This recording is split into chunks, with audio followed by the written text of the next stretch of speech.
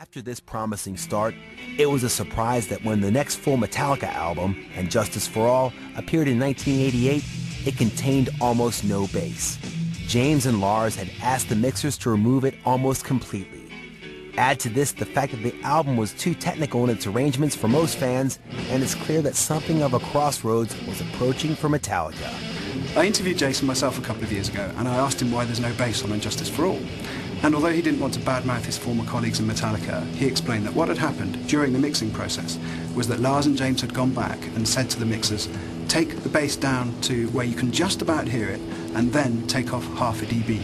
So basically all you can hear is a little bit of clicking of Jason's plectrum and not much else.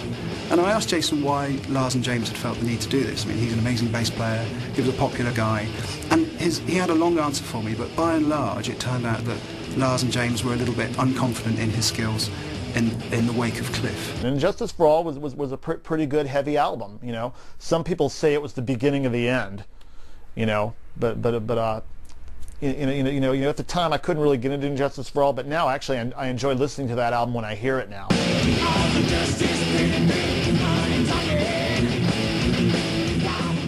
Jason just brought a whole different feel to the band. He played with a pick instead of his fingers, so some of the stuff was tighter, but unfortunately you can't really hear his bass at all on Justice for All. If you look at the back cover of the album, you can see he looks kind of pissed about that.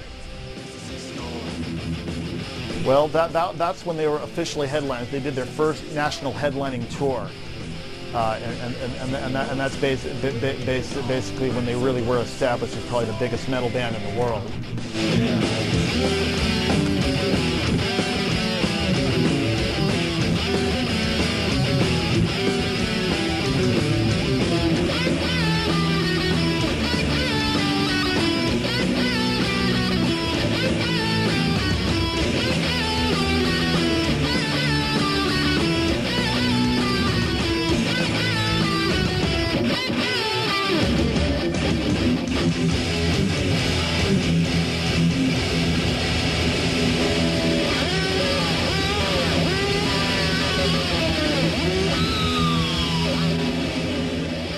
There was no stopping them.